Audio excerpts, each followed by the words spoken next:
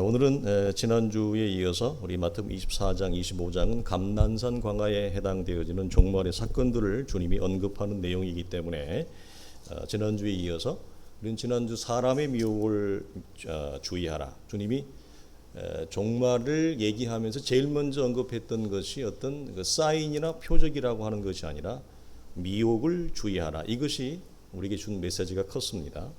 그래서 지난주 그 설교의 핵심은 종말에 우리가 표적이라기도 하고 사인, 징조, 전조 이렇게 우리가 표현을 하죠. 이런 전조의 증상들은 세상의 끝이 아니다. 이게 핵심입니다. 많은 사람들은 이걸 보고 세상의 끝이라고 단언을 하는 데서부터 어려움이 생긴다. 이것은 단지 산통의 시작에 불과하다. 그래서 이 모든 것들은 종말이 시작되었음을 우리에게 알려주는 사인이었습니다. 이것이 이렇게 보는 것이 왜 성경적으로 타당할까라고 하면 성경이 말하는 종말의 기준과 표준이 있죠. 그게 뭐예요? 성경이 말하는 종말의 기준은 예수 그리스도가 이 땅에 오셨을 때부터, 오심 때부터 그가 다시 오실 재림의 전 기간을 종말의 기준, 표준으로 말하고 있기 때문에 그래요. 그래서 주께서 말씀하신 이 징조들은 우리에게 종말이 시작되었음을 알리는 신호탄이었습니다. 그리고 그 중심에는 뭐가 있었죠? 예루살렘 성전의 파괴가 있었습니다. 그러니까 일종의 주님이 우리 대부분의 사람들이 그걸 분별하거나 감지하지 못하죠.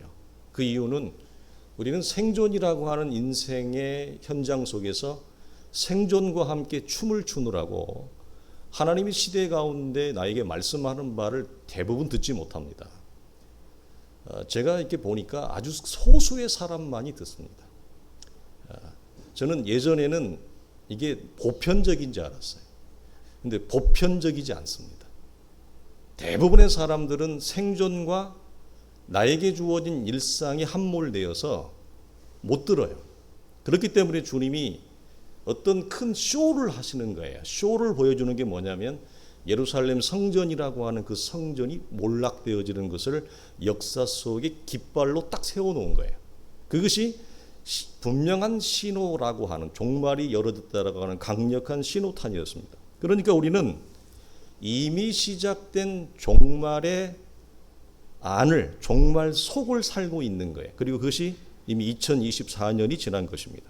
오늘은 이 세상 끝, 이 초림과 세상 끝 사이, 재림 사이에 있게 되어질 성경이 말하는 가장 강력한 세 가지의 징조가 있습니다. 그건 뭐냐면 이겁니다. 첫째는 적그리스도라고 하는 등장, 그 다음에 천국 복음이 온 세상에 전파될 거다. 마지막으로는 이스라엘의 민족적인 회심, 우리가 들어봤을 것입니다. 이 세 가지를 우리가 나누고자 하는데요. 먼저 우리가 이 적그리스도라고 하는 것은 성경 속의 불법의 아들, 저 멸망의 아들과 같은 이 외에도 여러 이름이 더 있습니다. 이렇게 등장을 하는데 이 적그리스도는 마지막 이 거국적인 배교 후에 등장하는 것으로 나오죠. 그래서 적그리스도는 어떤 한 개인일 수도 있고 어떤 한 세력일 수도 있겠습니다. 그러나 우리가 더 크게 말한다면 하나님을 대적하고 반대하는 우리가 마주하는 이 거대한 세상의 정신과 풍조라고 하는 것을 잊지 말아야 됩니다. 한 개인보다도 훨씬 거대합니다. 왜냐하면 그리스도를 대적하기 때문에 어마어마한 거죠. 이런 차원에서 보면 적그리스도는 역사의 마지막 끝에만 등장하는 세력으로 이해하면 곤란하죠. 성경적인 것은 뭐죠? 이미 우리 속에 들어와 있는 것입니다. 언제부터? 종말이 시작되어졌을 때부터, 예수 그리스도가 이 땅에 오셨을 때부터 이미 적그리스도는 하나님을 대적하는 세력과 개인과 기관과 어떤 문화와 정신과 원리로 이미 예수의 시작과 더불어서 그는 활동을 한 거예요. 그러니까 우리는 적그리스도가 역사의 마지막에 등장하는 것으로 이해하면 곤란합니다. 이미 우리 속에 와 있다라고 하는 거예요. 그러니까 결국은 우리가 구원이란 무엇인가, 복음이란 무엇인가를 나눌 때 이 종말을 뒤에 나누는 이유는 뭐냐? 종말을 가르쳐 주어도 종말에 대한 영적인 의식과 영적인 안목의 창이 열어지지 아니하면 아무런 의미가 없습니다. 내가 오늘 살아가는 날이, 오늘이라고 주어지는 날이 하나님 앞에서 종말을 내가 걸어가고 있다라고 하는 영적인 인식과 창이 열어지지 않는 한 이 내용들이 아무런 의미가 없죠. 근데 그것을 도와주는 것은 종말에 대한 캐리그마 어떤 지식을 아는 것이 아니라 복음과 구원을 통해서 하나님 앞에 내 영혼이 열어지는 것이 훨씬 더 중요해요. 그러니까 이것을 백날 달달달달 외우고 있어도 종말에 대한 인식과 의식은 열어지지 않는다. 그건 무엇이죠? 배설물이죠. 지식이 배설물인 겁니다. 지식이 나를 살리지 못합니다. 지식이 내 영혼을 새롭게 하지 못합니다. 지식이 내 삶을 새롭게 하지 못하는 죽은 지식. 그러나 이 죽은 지식은 사실 역으로 얘기하면 없어도 될 지식입니다. 무슨 말입니까? 이 지식 때문에 내가 더 망하니까. 이 지식이 나를 살려야 되는 지식인데 이 지식이 나를 도리어 무너뜨리는 지식이니까 없어도 될 지식이라는 거지. 그래서 바울은 빌립보서 이걸 뭐라고 얘기하느냐? 없어져야 될 아니면 배설물로 여긴다. 그게 영혼의 창이 안목이 열어지는 것입니다. 기독교의 모든 말씀과 교리는 이렇게 가는 것입니다. 교리 속에 늘 강조했듯이 말씀 지식 속에 함몰되어져 있는 것은 세상에 나가서 아무런 영향력을 발휘하지 못합니다. 나라고 하는 존재가. 자, 두 번째로는 뭐냐면 천국 복음의 온 세상 전파입니다. 그리고 이것은 이스라엘의 민족적 회심이라고 하는 두 가지 거대한 재림전의 사건으로 성경이 우리 속에 분명히 보여주는 건데 이건 서로 연결되어져 있어요. 그래서 천국 복음의 온 세상 전파의 핵심은 뭐냐면 이방인의 충만한 구원의 숫자가 채워지는 것입니다. 그리고 이스라엘의 민족적 회심이라고 하는 것은 뭐냐면 지금 이스라엘이 하나님을 거절하잖아요. 민족적으로 거국적으로. 그들이 온 성경은 온이라고 하는 말을 쓰는데 이 온 이스라엘의 구원과 연결되어져 있다. 그건 무슨 말이죠?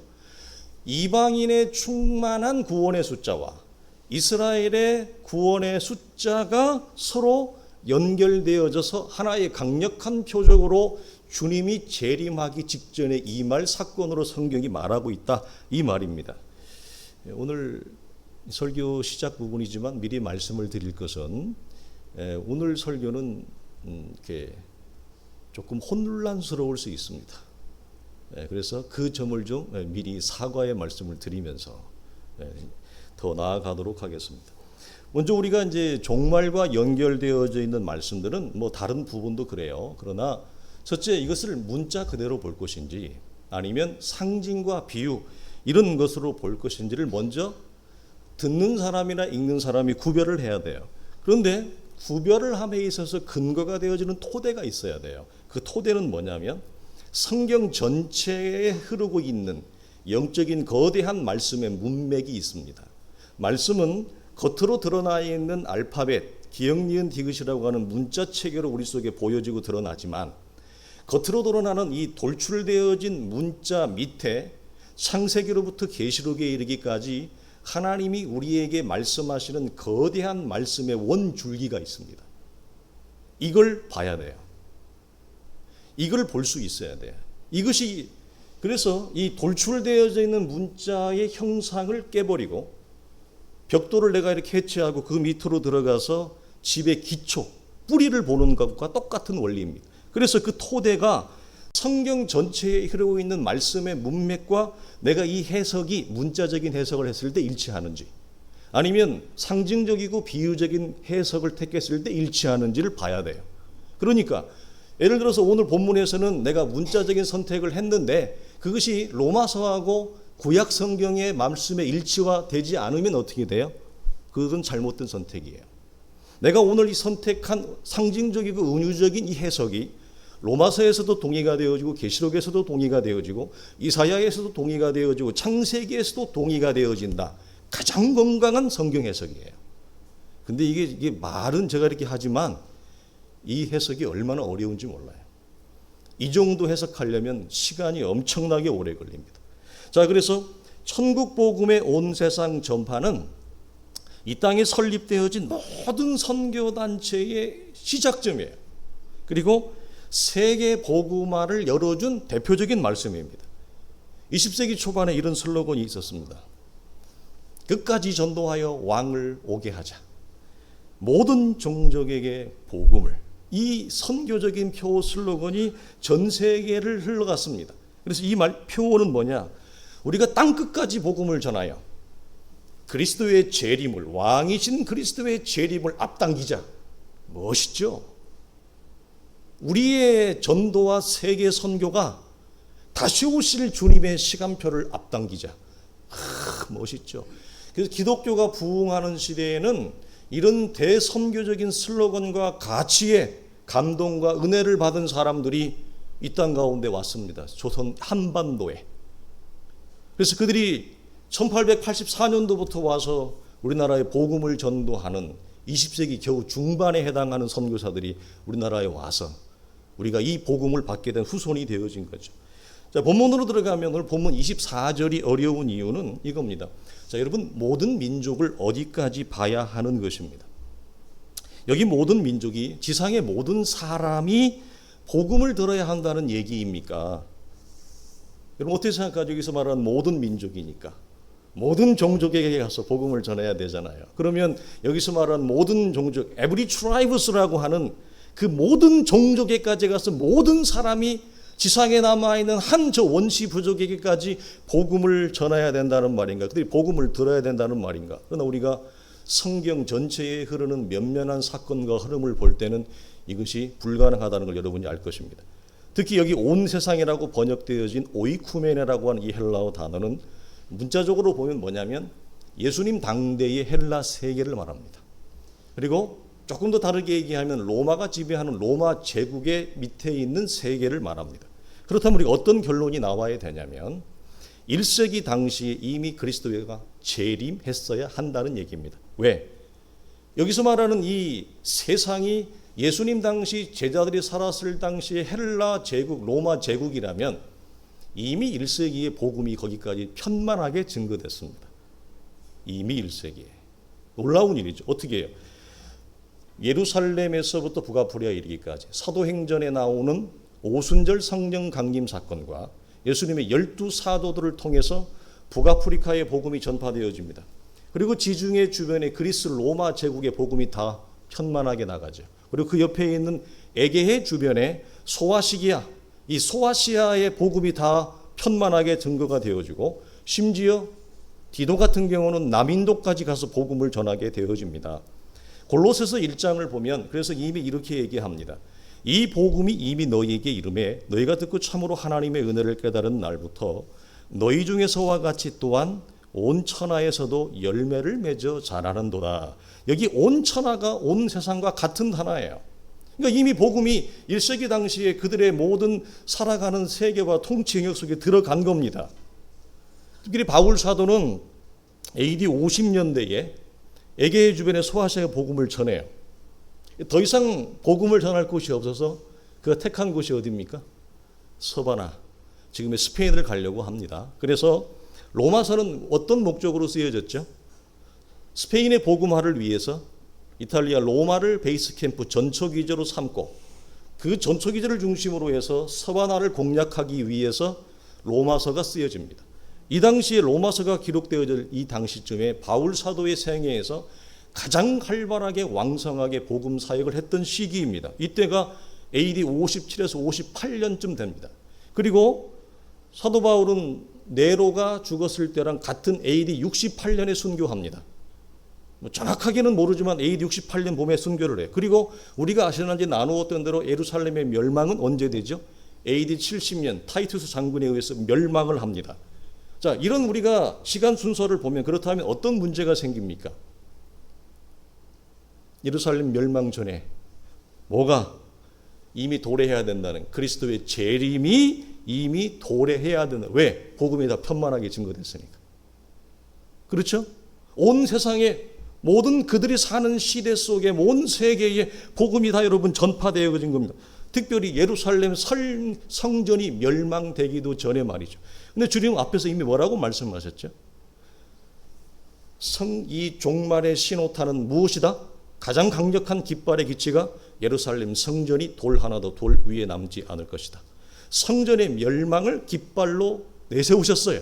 그럼 성전이 멸망되기도 전에 이미 온 세상, 온 민족에게 복음이 전파됐으면 무엇이 일어났어야 된다는 얘기입니까? 그리스도의 재림, 예수 그리스도의 파루시아라고 하는 세컨 커밍이 이미 와서 끝났어야 돼요. 근데 아직까지 진행되어지고 있다라고 하는 거. 그래서 이렇게 되면 앞뒤가 전혀 맞지 않게 되어지는 어려움이 생깁니다. 그래서 여기서 말하는 모든 민족은 문자적으로 볼 수 없다는 얘기가 됩니다. 자, 여기까지만 봐서도 문자를 택할 거냐, 이 심벌릭이라고 하는 상징과 비유와 은유로 택할 거냐는 쉽지 않은 얘기가 됩니다. 그래서 여기는 지리적인 개념이 아니라는 말이죠. 그래서 24절의 끝을 세상의 끝이 아니라 예루살렘 성전의 끝으로 보는 많은 사람들이 있다. 이렇게 보게 되어요. 그럼 우리는 자연스럽게 이런 결론에 이르게 되어집니다.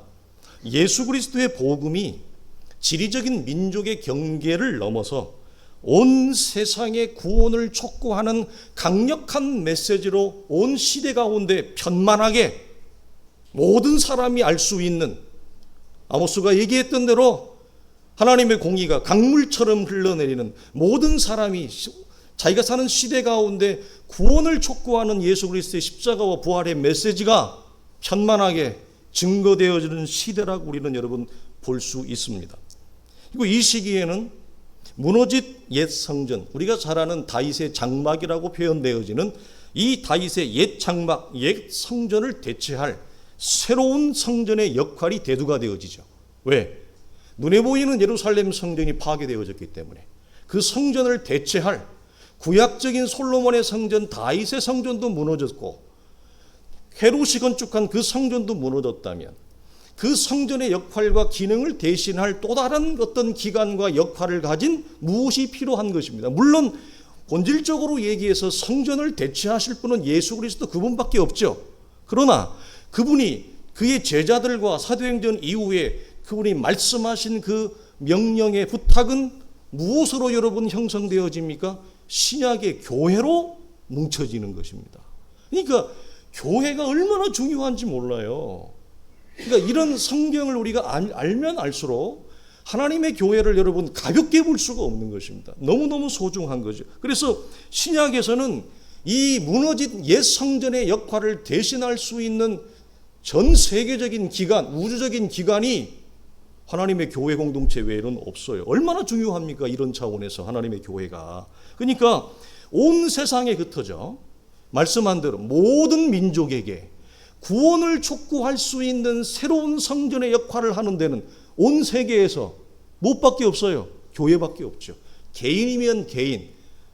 신약의 교회는 건물이 아니라 우리가 교회니까 개인이면 개인으로 열방에 내가 있는 곳에서 복음을 전하고, 공동체면 공동체로 내가 있는 곳에서, 그것이 유럽이 되었든지 아시아가 됐든지 아프리카가 됐든지 남미가 되었든지 복음을 증거하는 온 열방에 흩어져 무너진 다윗의 장막을 재건하고 그 다윗의 장막에 새로운 하나님의 이방인의 구원의 숫자를 채울 역할을 하는 건 뭐밖에 없어요?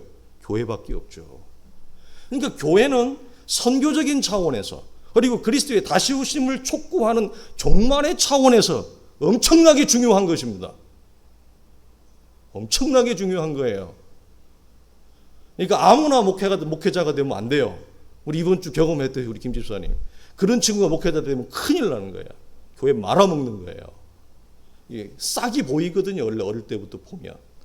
그러니까 이런 차원에서 여러분, 모든 민족에게 구원을 역사의 마지막 세대의 통로는 우리예요. 우리. 교회라고 하는 것이 얼마나 아름다운지. 마지막으로 동시에 이스라엘의 민족적 회심이 일어난다고 합니다. 자, 나중에 로마서를 할 때 이 부분을 좀 더 우리가 나누고요. 오늘은 이제 겉에만 좀 보겠습니다. 로마서 11장에 형제들아, 너희가 스스로 지혜 있다고 하면서 이 신비를 너희가 모르기를 원하지 아니한다. 이 신비는 이방인의 충만한 수가 들어오기까지 이스라엘의 더러가 우둔하게 된 것이라, 그리하여 온 이스라엘이 구원을 받으리라.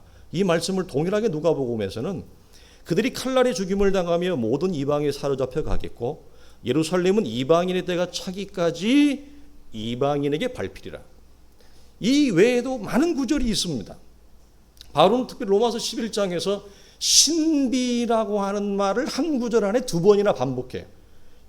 굉장히 강력한 강조예요. 무엇이냐면 이 신비의 핵심은 뭐냐면 하나님이 이스라엘의 패역과 완악과 실족함에도 불구하고 역사의 마지막 시대에 어떻게 그들의 선조들과 약속하신 옛 언약을 다시 성취하시는지, 이스라엘의 그 지독한 불순종, 하나님의 아들까지 죽인 그 이스라엘의 지독한 패역함 속에서도 어떻게 다시 이스라엘을 회복하시는지, 이 회복의 역사를 바울은 뭐라고 해요? 신비라 그래요.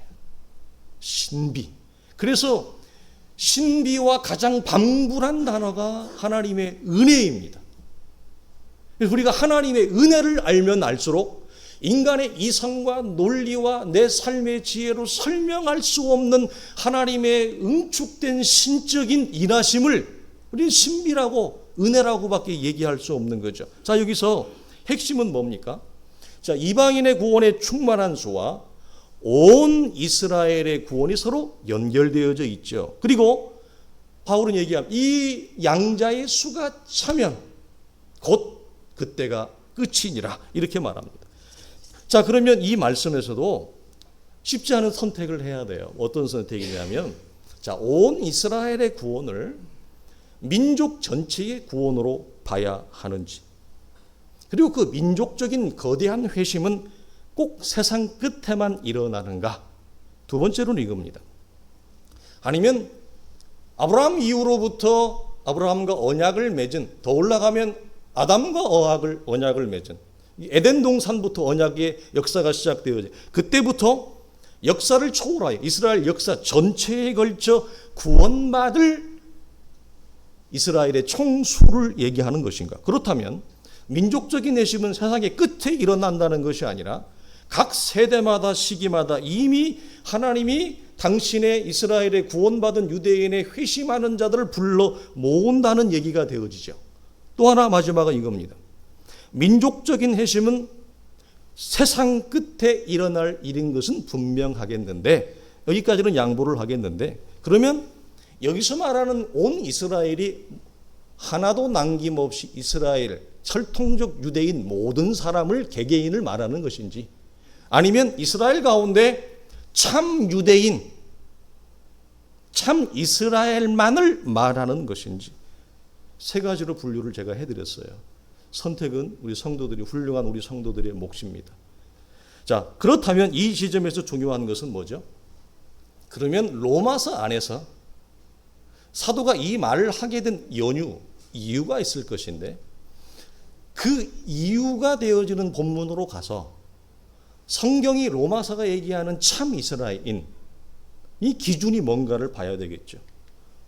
우리 성도들은 다 이미 알고 있는 얘기예요. 로마서 9장에 이렇게 얘기해요. 이스라엘에게서 난 그들이 다 이스라엘이 아니요, 또 아브라함의 씨가 다 그의 씨가 아니다.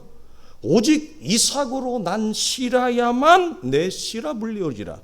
곧 육신의 자녀가 하나님의 자녀가 아니요, 오직 약속의 자녀가 씨로 여기심을 받을 거다.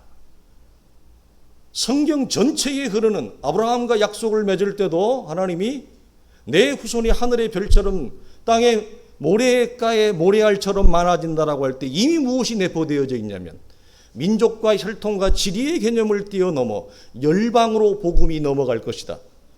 혈통적인 유대인만 하나님의 자손 자녀가 아니라 아브라함과 약속을 맺어 아브라함이 믿는 하나님을 받아들이는 자는 혈통을 뛰어넘어 모두가 하나님의 자녀라고 하는 위대한 약속을 이미 창세기 12장에서부터 선포하고 있다는 얘기예요.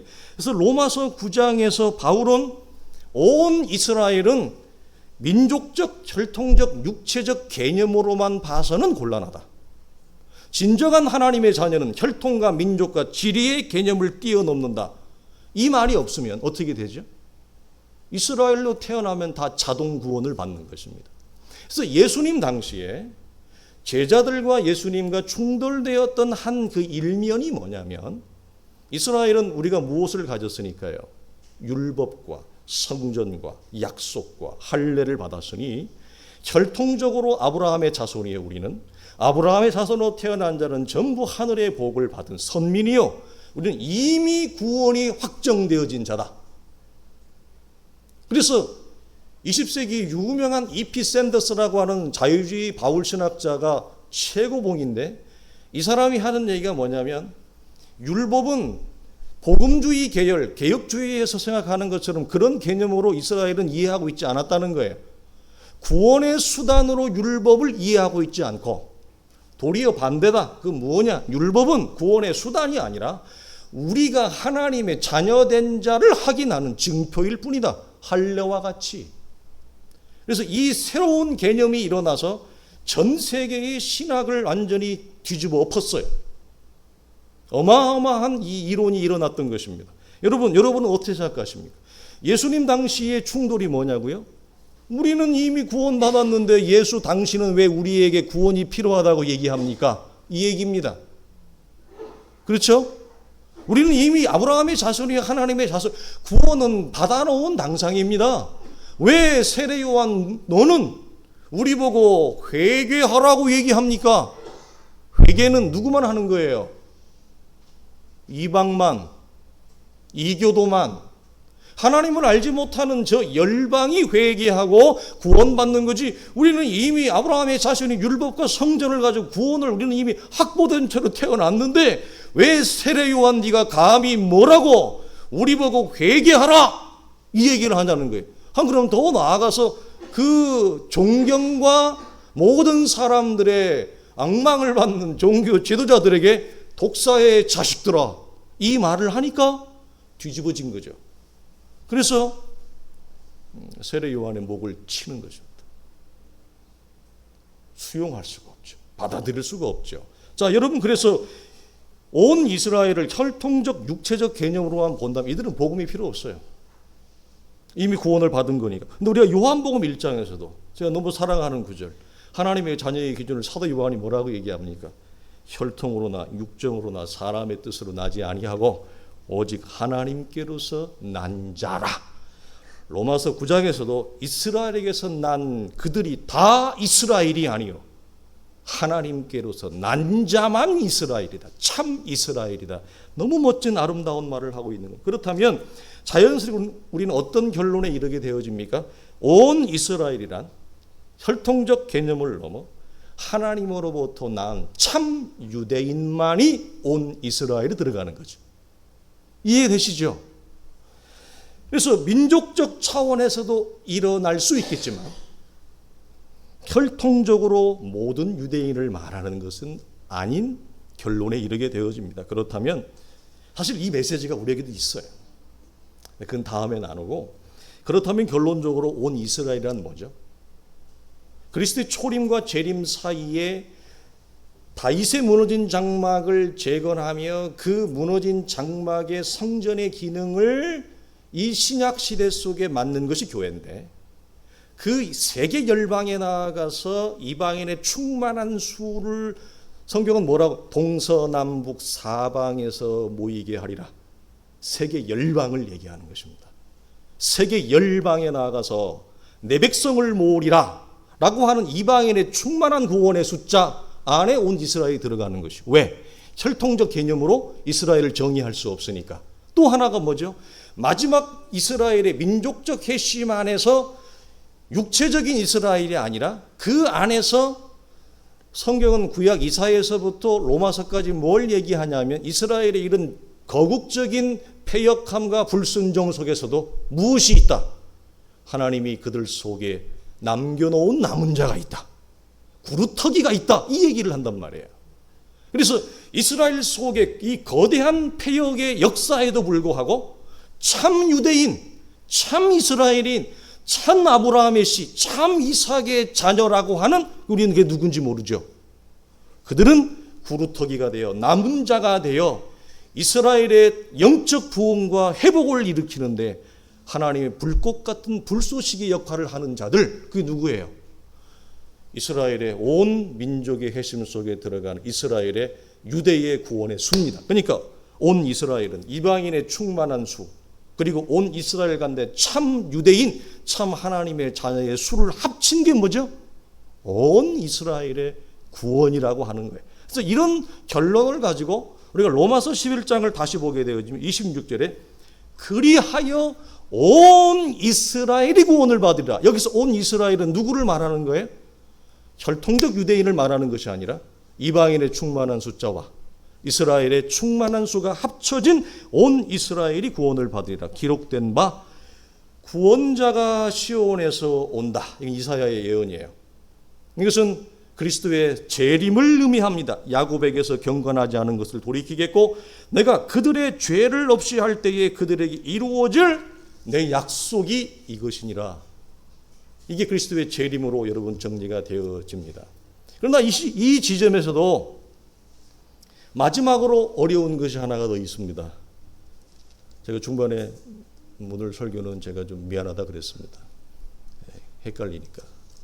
왜 마지막으로 어렵냐? 무엇이 남아있냐면 천년왕국이 남아있습니다.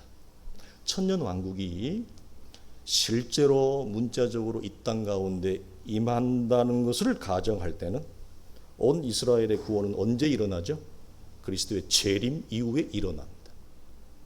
그리스도의 재림 이후에 일어나. 그러나 천년왕국이 이 땅 가운데 문자적으로 실제적으로 일어나지 않고 눈에 보이지 않는 영역이 아니라 하나님의 왕 대신 다스림과 통치로 하나님의 교회가 이 땅 가운데 임한 것으로 본다면 우리가 알지 못하는 초림과 재림 사이 어느 기간에 이 일이 일어난다고 하는 것입니다.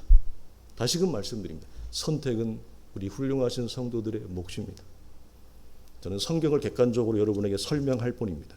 종말이 이처럼 명확하게 말하기 어려운 부분의 요소가 많습니다. 그래서 규정할 수 없습니다. 쉽게 말할 수 없습니다. 그러므로 그 시기와 때는 우리의 영역이 아닙니다. 이것은 오직 아버지의 영역에 있고 우리에게 감추신 이유가 분명히 있습니다. 중요한 것은 내가 살아가는 오늘이라고 하는 하루의 일상과 현실이 곧 종말이라고 하는 이 의식을 갖는 것입니다. 우리는 시작된 종말 속을 걸어가고 있습니다. 내가 원하건 내가 카운트하지 않든 어제보다 오늘 더 가까워졌습니다. 우리의 종말이 오늘보다 내일 우리의 종말은 개인적인 종말이건 하나님의 나라가 이 땅 가운데 임하는 우주적인 종말이건 가까워졌습니다. 중요한 것은 내가 이것을 감지하느냐, 내가 종말 속을 걸어가고 있는지 종말 안에 살아가고 있는지를 영적으로 인식하고 그것이 내게 풀어지고 열어져서 우리에게 주어진 현실에 내가 입맞춤할 때까지. 그 유명한 성 프란체스가 이런 말을 했죠. 한센인병 환자를 제가 예전에 입맞출 때는 역겨워서 토하려고 그랬다. 문둥병 환자를 내가 그 썩어 문드러지는 고름을 내가 입맞춤할 때는 내가 속에서 토가 나오려고 그랬다. 그러나 내 눈이 새로워져서 종말이 열어지고 하나님과의 관계의 창이 열어진 이후에 그 한센인과의 입맞춤은 나에게 꽃이었다. 나에게 기쁨이었다. 그러니까 오늘 내가 살아가는 현실이 여러분 우리 모두에게는 모든 삶의 고난과 고충의 무게의 짐이 많습니다. 우리는 이걸 어떻게 하든지 여기서 탈출하고 싶어 합니다. 여러분, 고난은 내게 주어진 무거운 일상은 내가 탈출한다고 탈출할 수 없고 내가 발로 찬다고 도망가지 않고 내가 기계적으로 통과할 수 없는 길입니다. 그래서 하나님 언제까지 나에게 이 무거운 현실을 나에게 종용하느냐? 내가 이 고난을 하나님의 선물인 줄 온 영혼과 전심으로 받아들이고 기쁨의 키스를 할 때 고난은 풀어지는 역사가 있습니다.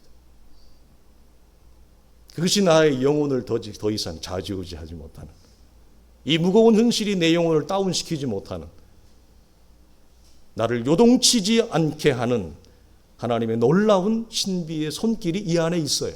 그러니까 이것은 구원과 복음과 종말과 다시 오실 하나님의 나라가 모두가 다 열어지는, 복음의 모든 중요한 이 기둥들이 다 우리 속에 열어지는 놀라운 창인 거예요. 그 비밀은 어디 있다고요? 내게 주어진 삶의 자리에서 그 묵상의 골방에 들어가서 하나님을 만나는 데 있습니다. 작으면 작은 대로, 크면 클 대로, 길면 긴 대로 내게 주어진 삶의 현실에서 하나님과 함께 춤을 추고 하나님과 함께 호흡하고 그 하나님을 대면하고 만나는 나만의 고요한 하나님과의 묵상의 시간 안에 이 종말이 우리 속에 새롭게 열어지고 무거운 현실이지만 이 무거운 현실 속에서 기뻐하며 즐거워하며 자유하며 오늘 주어진 길을 걸어갈 수 있을 것입니다. 오늘 마지막 베드로가 이렇게 얘기합니다. 같이 고백하고 마치겠습니다. 시작. 만물의 마지막이 가까웠으니 그러므로 너희는 정신을 차리고 근신하여 기도하라. 무엇보다도 뜨겁게 서로 사랑할지니 사랑은 허다한 죄를 덮느니라. 아멘.